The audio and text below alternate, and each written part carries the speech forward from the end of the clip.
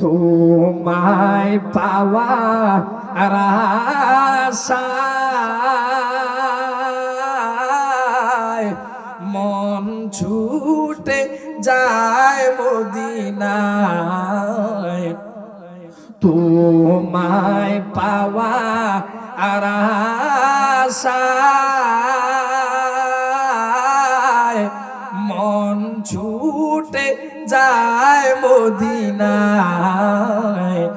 এ গুরি বেরোয় আর জি শোনো, মোরে একবার দেখা দাও না। এবার দাহিয়াতুল কলবি হাতের মধ্যে একটা কোদাল নিয়ে এইভাবে মাটি খনন করতেছে গো, মাটি খনন করতেছে, মাটি খনন করতেছে। হঠাৎ করে তার মেয়েটা ডাক দিয়ে বলে, ও বাবা, আপনি যে মাটি খনন করতেছেন, আপনার দাড়ির মধ্যে একটু মাটি লেগে রয়েছে। মাটিটা যেই মাত্র এইভাবে আটকে রয়েছে, এবার মেয়েটা তার হাত দিয়ে বাবার দাড়িগুলো এইভাবে মুছে দেয় মাটিগুলো সরানোর জন্য।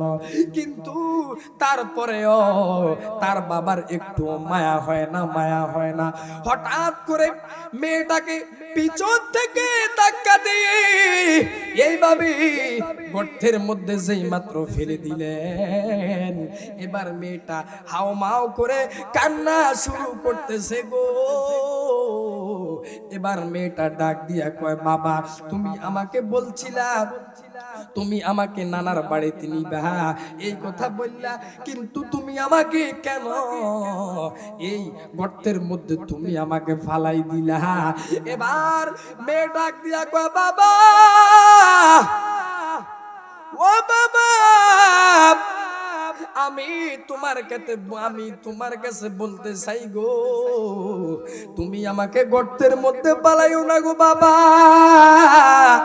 আমি তোমার কাছে বলি গো, এই গর্তের মধ্যে তুমি আমাকে ফালাইও না।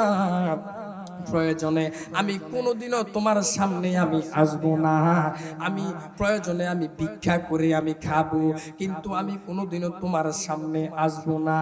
এবার মেয়েটা ডাক দিয়া কয়, এবার মেয়ের বাবা ডাক দিয়া কয়, এ মেয়ে, তোমাকে আজকে আমি জিন্দা পুঁতে ফেলবো। ঠিক তাই ওই এই প্রাসান বাবা ওই কন্যা মেয়েটাকে একবারে জীবন্ত দাফন করে দিলেন, জীবন্ত মেরে ফেললেন। এবার মেরে ফেলার পর গো ওই দাহিয়াতুল কলবি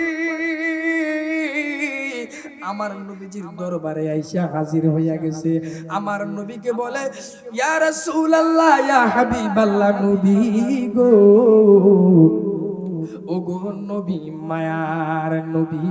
আমার নবীজির কাছে একজন সাহাবী আইসা আমার নবীকে ডাক দিয়া কয়, ইয়া রাসূলুল্লাহ, নবী গো,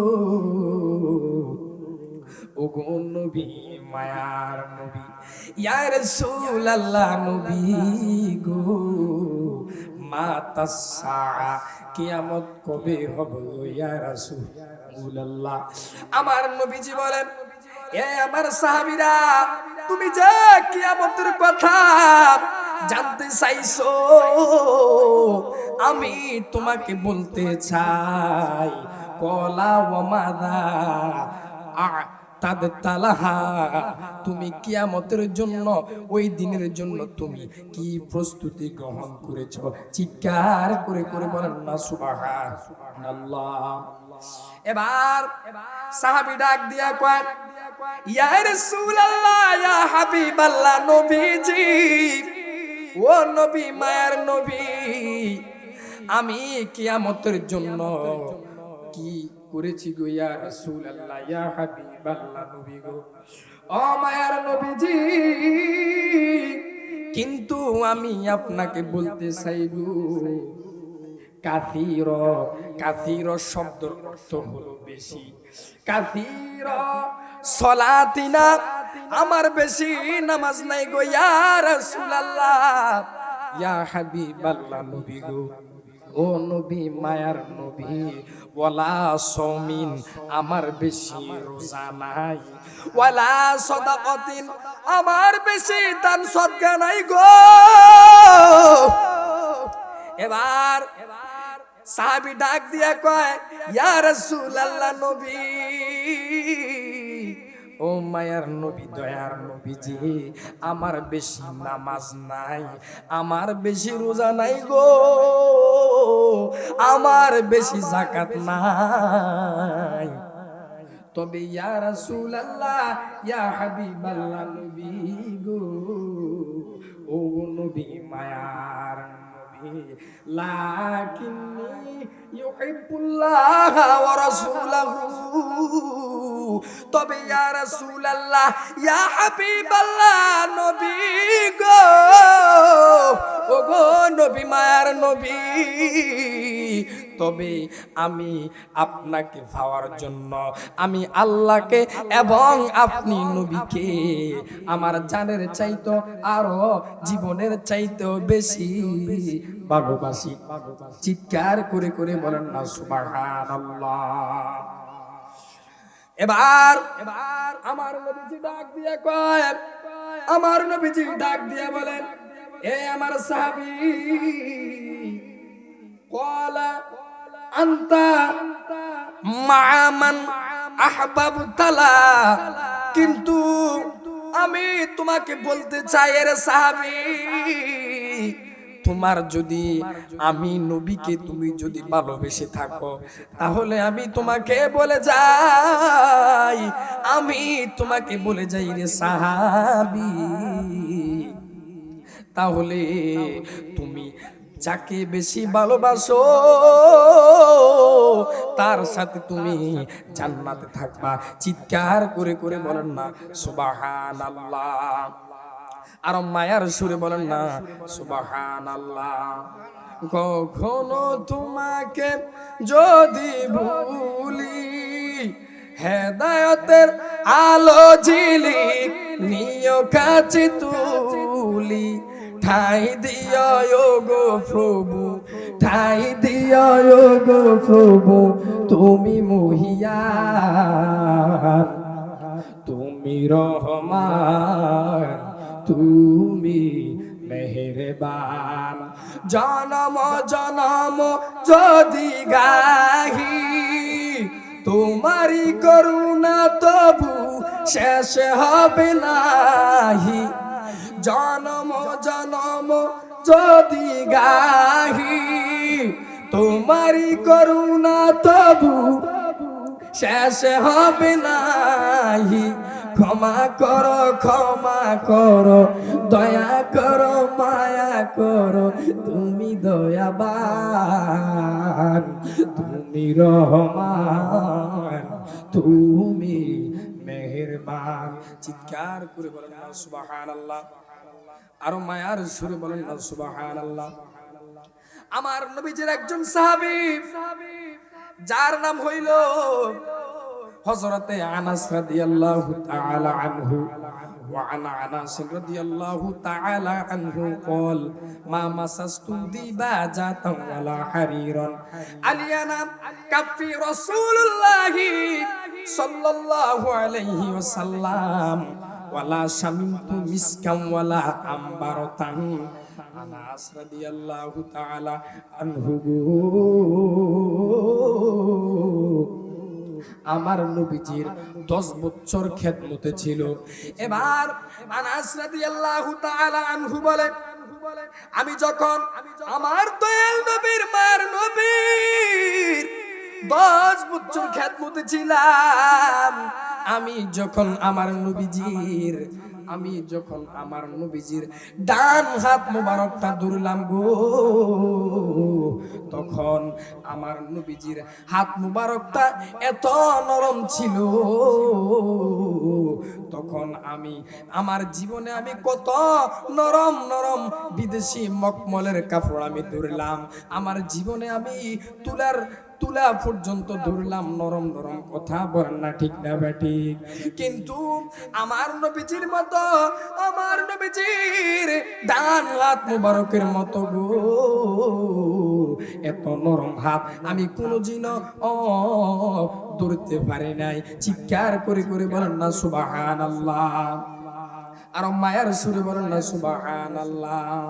সালাতু সালাম জানাই দুরুদ সালাম জানাই আপনারু ফরে নবী গো আমরা গুনাহগারে, ও নবী কোরআনে শুই নাসিয়ামি,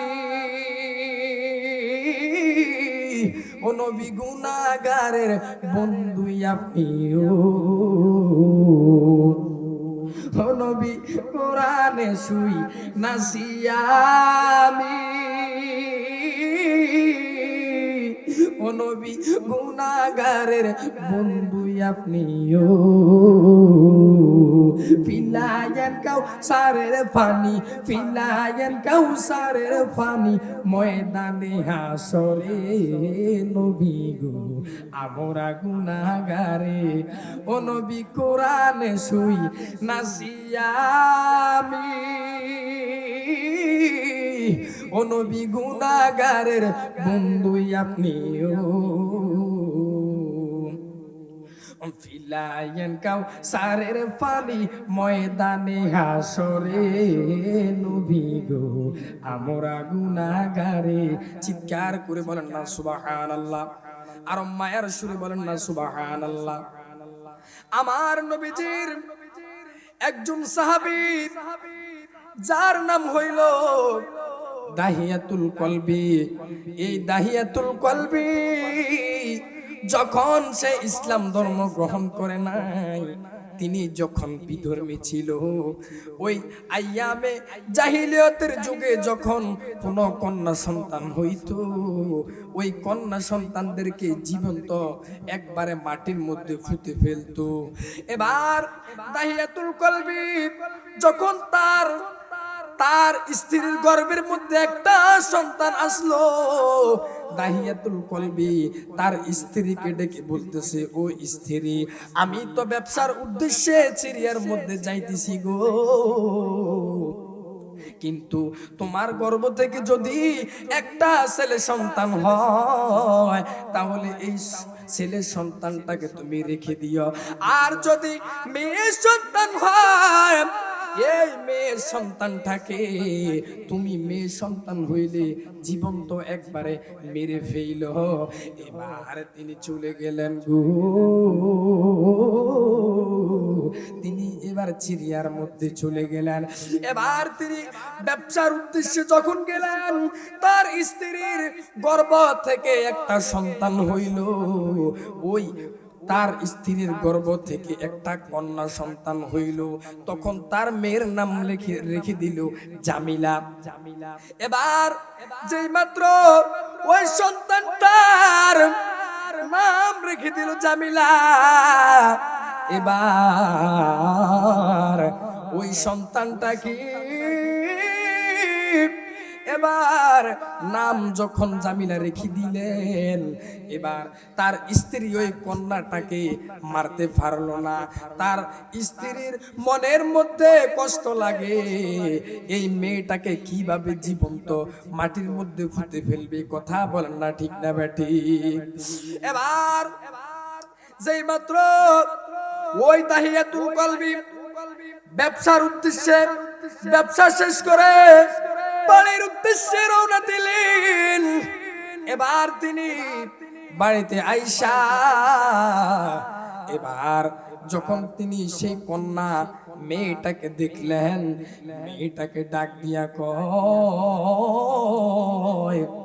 এবং তার স্ত্রীকেও ডাক দিয়ে বলে, এই কন্যাটাকে, এই তোমার চেহারার সাথে যে মিল আছে, এই মেয়েটা কার মেয়ে? এবার তার স্ত্রী বলতেছে, এই মেয়েটা হইল আপনার মেয়ে।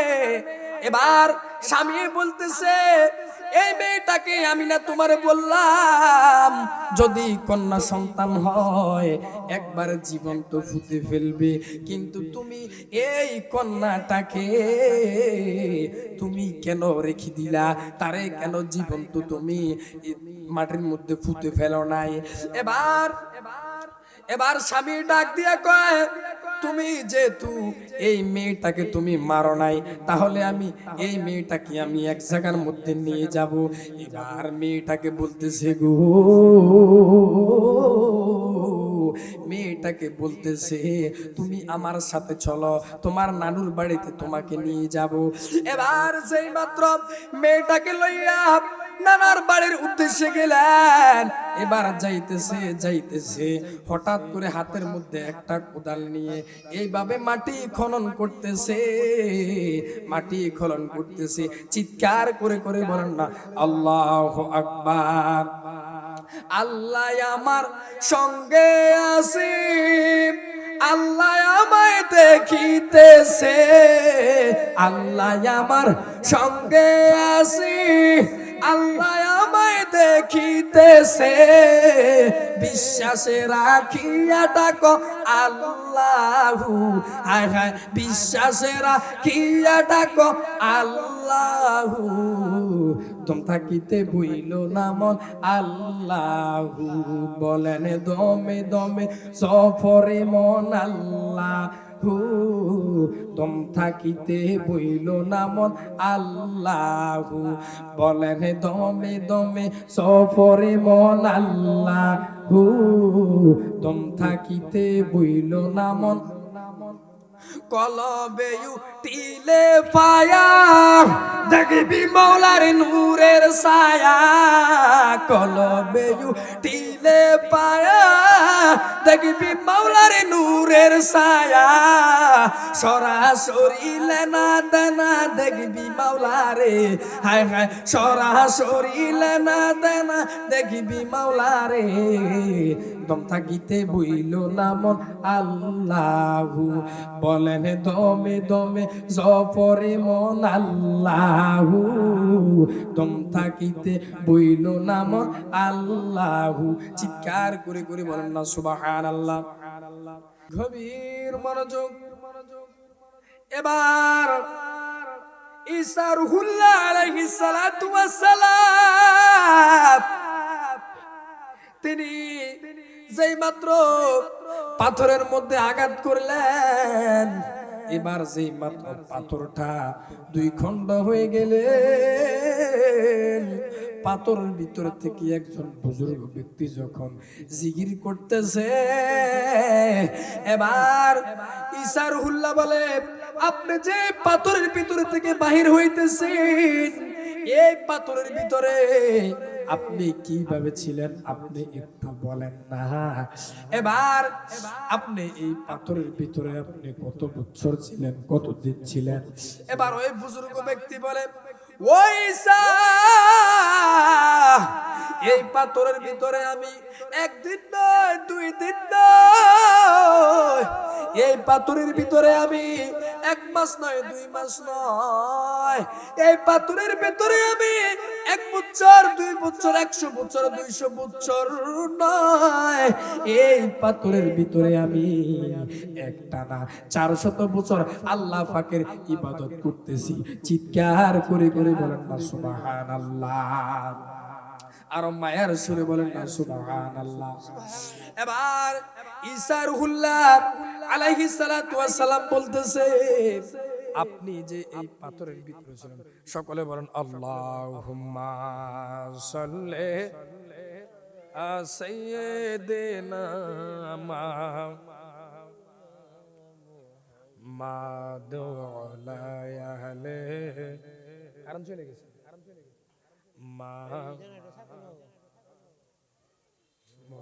মুহাম্মাদ, আল্লাহুম্মা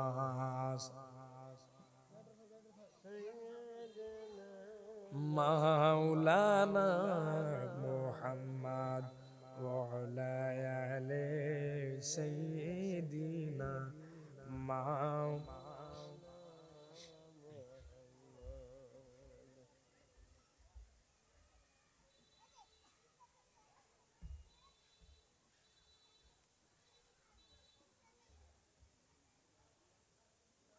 আজান কয়টা? আজান কয়টা? 20 নাকি?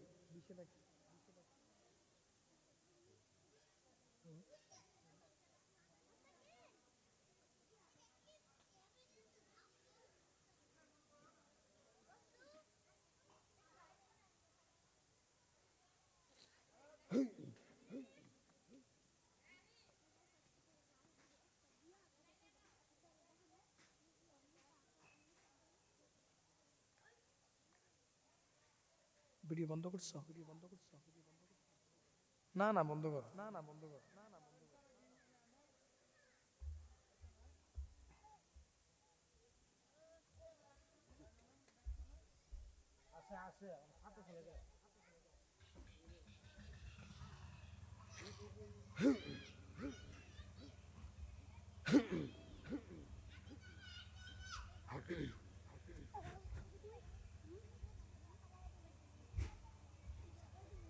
ওকে হাদিসকে শেষ করে দিন। আমিন।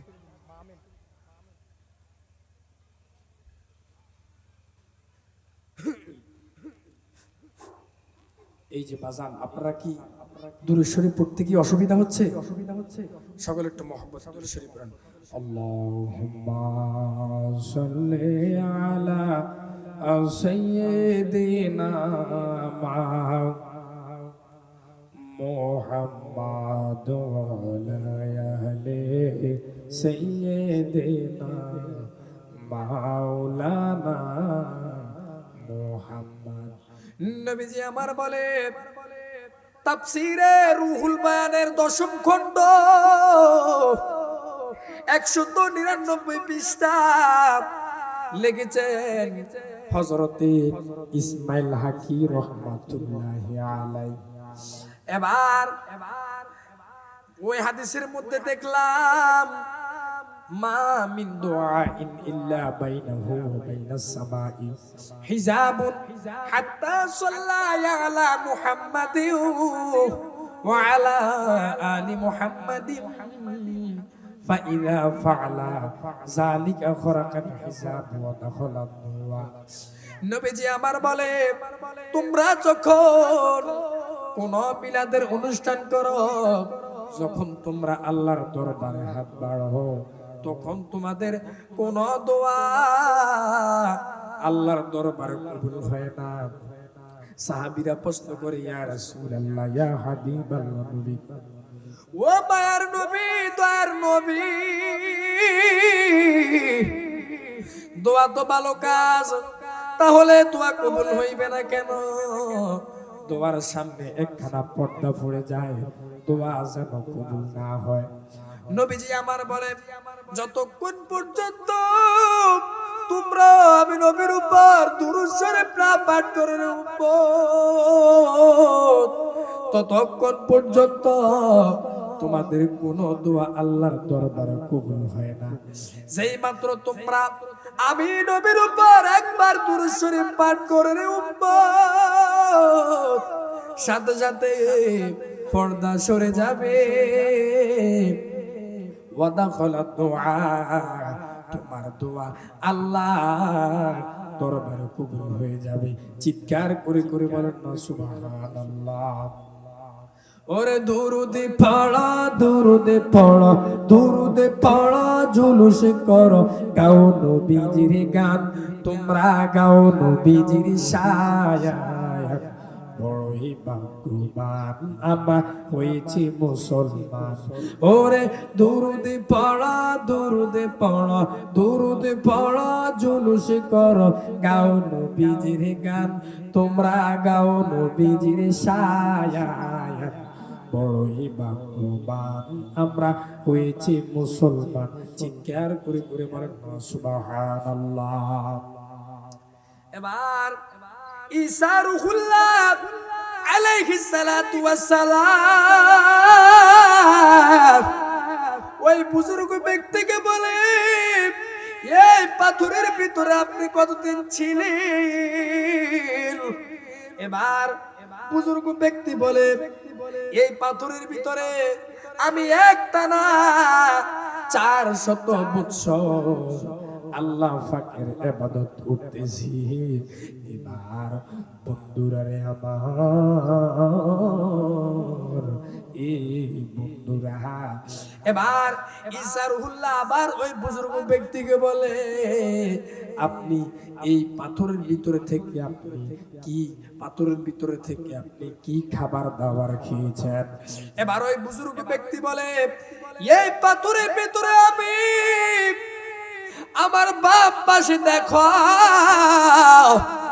একটা আঙ্গুর ফল গাছ দেখা যায়। এই আঙ্গুর ফল খেয়ে খেয়ে আমি এই পাথরের ভিতরে আমি 400 বছর আল্লাহ পাকের ইবাদত করে কাটিয়ে দিয়েছি। চিৎকার করে করে বলেন না সুবহানাল্লাহ। আর মায়ার সুরে বলেন না সুবহানাল্লাহ। গাইবই আমরা নূরে নবীজির শান, শোনো হইয়াছে কান। গাইবই আমরা মায়ার নবীর শান, গাইবই আমরা দয়ালে নবীর শান, শোনো হইয়াছে কান। গাইবই আমরা মায়ার নবীর শান। চিৎকার করে বলেন না সুবহানাল্লাহ। এবার ওই বুজুর্গ ব্যক্তি ঈসা রুহুল্লাহ আল্লাহ পাককে বলে, আল্লাহ এই তোমার মুসা নবীর উম্মত এই বুজুর্গ ব্যক্তির যদি এত পাওয়ার হয়, তিনি যদি পাথরের ভিতরে ঢুকে 400 বছর আল্লাহ পাকের ইবাদত করতে পারে গো।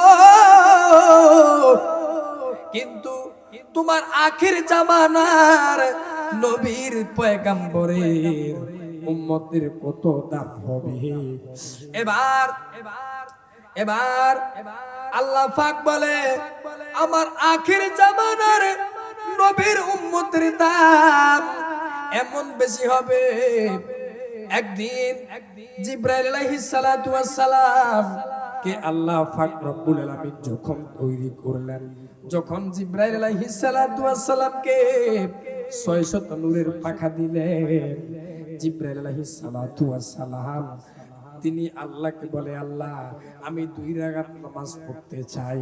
তিনি এবার নামাজের মধ্যে দাঁড়াইলেন। 1 রাকাত নামাজ পড়লেন 15,000 বছর লাগিয়ে, 2 রাকাত নামাজ শেষ করলেন 30,000 বছর লাগিয়ে। কত হাজার বছর? জোরে বলেন বাবা, কত হাজার বছর? 30,000 বছর লাগিয়ে আল্লাহ পাক বলে, ও জিবরাইল তুমি কি নামাজ পড়ছুনি? জিবরাইল বলে, আল্লাহ আমি নামাজ পড়ছি। কয় কত রাকাত? জিবরাইল বলে 2 রাকাত। কয় কত বছর লাগে? কয় 30,000 বছর লাগে। এবার যেই মাত্র এই কথা বললো, আল্লাহ পাক বলে, ও জিবরাইল তুমি 2 রাকাত নামাজ পড়েছো 30,000 বছর লাগে। আমার আখির জামানার নবীর উম্মত যারা হবে রে, তারা 2 রাকাত নামাজ 1 মিনিট কিংবা 1.5 মিনিটে নামাজ শেষ করে ফেলবে। কিন্তু তুমি জিবরাইলের 30,000 বছরের নামাজের চাইতে আমার আখির নবী পয়গম্বরের উম্মতের নামাজটা আমি আল্লাহর কাছে আরো বেশি প্রিয় হবে। চিৎকার করে করে বলেন না সুবহানাল্লাহ। এই কারণে ওই দিন ঈসা রুহুল্লাহ আল্লাহকে বলেছিল, আল্লাহ আমাকে যদি তুমি নবী না বানায়া ওই আখির জামানার নবীর পয়গম্বরের উম্মত বানাইতা গো, তাহলে আমি ঈসা রুহুল্লাহ আমি সবচাইতে বেশি খুশি হইতাম। চিৎকার করে করে বলেন না সুবহানাল্লাহ। এই কারণে বাবা আমরা ওই নবীজির উম্মত হয়েছি। আমরা কত দামি, কথা বলেন না ঠিক না ঠিক? যেই নবীর উম্মত হওয়ার জন্য স্বয়ং নবীরা পর্যন্ত আল্লাহর কাছে আরজ করেছে যে আল্লাহ আপনি আমাকে ঈসা নবী না বানাইয়া আপনি যদি আপনার আখির জামানার নবীর পয়গম্বরের উম্মত বানাইতা, তাহলে আমি সবচাইতে বেশি খুশি হইতাম। চিৎকার করে সুবহানাল্লাহ। এই কারণে আল্লাহ পাক রব্বুল আলামিন ঈসা রুহুল্লাহকে চতুর্থ আসমানে নিয়ে গেছেন। কোথায় নিয়ে গেছেন? চতুর্থ আসমানে নিয়ে গেছেন।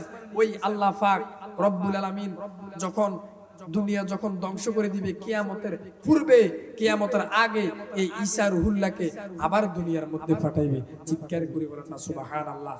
তাহলে আমরা কি ওই নবীকে ভালোবাসার দরকার আছে না নাই? আরো জোরে বলেন আছে না নাই? হাদিসের মধ্যে এসেছে লা ইউমিনু আহাদুকুম হাত্তা আকুনা আহাব্বা ইলাইহি মিন ওয়ালিদিহি ওয়া ওয়ালাদিহি ওয়ান নাসি আজমাইন। মা বাবা ভাই বোন দাদা দাদি নানা নানি ঘর বাড়ি গবাদি পশু সব কিছুর চাইতে ওই নবীজিকে জানের চাইতে ভালোবাসতে হবে। কথা বলেন না ঠিক না বা ঠিক? অন্য হাদিসের মধ্যে এসেছে আলা লা ঈমানা লিমাল্লাহি মুহাব্বাতালা। ওই নবীজিকে মুহাব্বতের নামই হলো ঈমান। চিৎকার করে বলেন সুবহানাল্লাহ। আর জোরে বলেন সুবহানাল্লাহ। সকলে একটু দুরূদ শরীফ পড়ুন। আল্লাহুম্মা সাল্লি সাইয়্যিদিনা মাওলানা ওয়ালা আহলে সাইয়্যিদিনা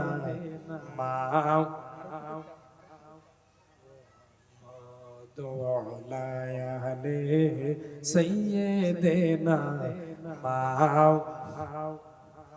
সকলে একটু মুহাব্বতে দুরূদ শরীফ পড়ুন। আল্লাহুম্মা সাল্লি আলা সাইয়্যিদিনা ওয়ালা আহলে সাইয়্যিদিনা